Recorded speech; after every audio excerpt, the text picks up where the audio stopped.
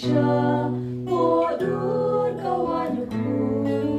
Ko siêu nga dem Todur majisitu Kat malapen Padlay kivitu Ikmat ikti Jingmat kishashukon Haminam la Shanyal tang kishkon Kabangala Yosyang aliyapla Toshim toba Kani kabyachokla Halor ding